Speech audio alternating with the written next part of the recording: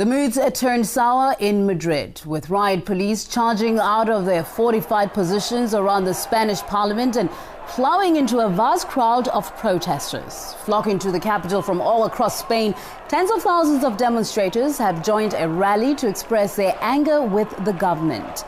Now let's go to RT's Jacob Greaves, who's at the scene with more on this. Jacob, good to see you there. Now, some brutal scenes we're seeing in Madrid. Bring us up to speed on what's happening there right now. Well, sure. In the last hour and a half or so, the situation here has really worsened somewhat. Now, we saw the front line of demonstrators clashing with police. There were some injuries involved there.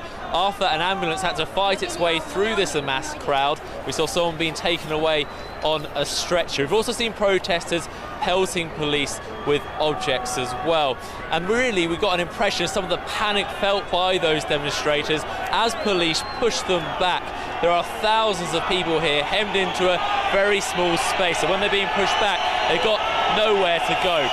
Now, this is all in aid of the so-called Occupy Congress movement, and we've spoken to organisers throughout the course of today, and they say the aim wasn't to actually occupy physically the parliament itself, but what they do want to do is they want to send their message, make sure it's heard by those MPs inside parliament. That is anti-austerity and anti some of the cuts. Now, we're joined at the moment by Carlos Declas. He's a sociologist. Now, the situation behind us at the moment, again, it's looking pretty precarious. Is this worth it to try and get this message across? Well, I think actually that's the question of whether or not this is worth it is a question for the government and for the troika of the European Union. What you're seeing out here right now is the Spanish and, by extension, the European citizenry reacting against austerity.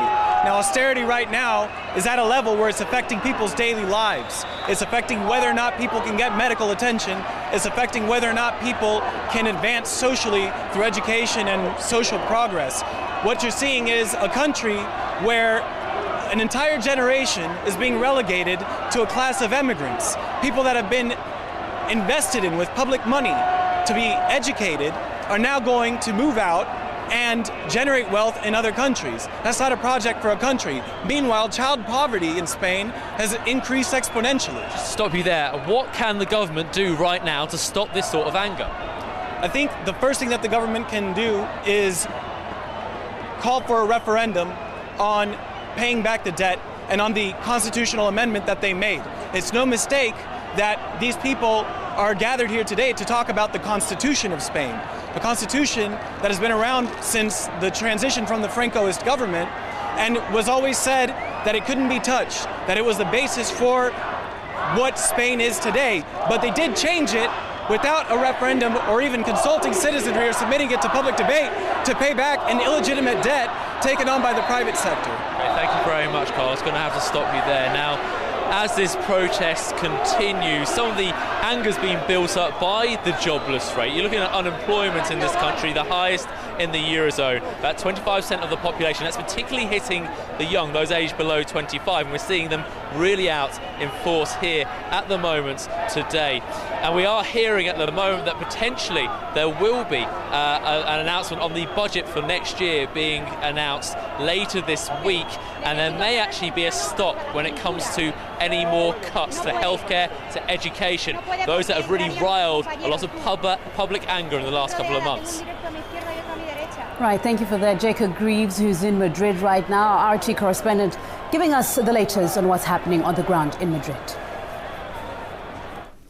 Now, among the protesters' demands are the complete halt to austerity and the dissolution of parliament. But journalist and author Miguel Angel Murado says for that to happen, the indignants need a clear objective. The same indignados or indignant movement, which a year and a half ago was very successful in bringing out in the streets tens of thousands of people, and not exactly against something very specific, but against the way in which politics are done, the lack of transparency, the lack of democracy, the fact that important decisions are not consulted with the people. I said they had a huge success, but it was short-lived. It fizzled out very quickly. practically because their demands were too huge, were too vague also. There will be people, undoubtedly, probably thousands of people. So yes, there's anger, there's resentment against the government. The Spanish government is trying to resist that because they know it's unpopular, but I'm afraid they will probably bow to the dictates of Brussels once again, and we will have more maybe tax raises and all that sort of thing. Right, just to remind you, if you've just joined us, people from across Spain traveled to the capital for today's demonstrations to show their anger against the government's handling of the financial crisis.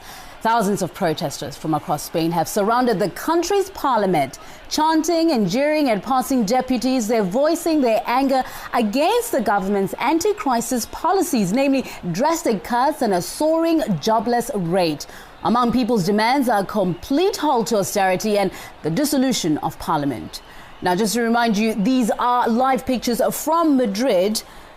The protest has been tagged Occupy Congress.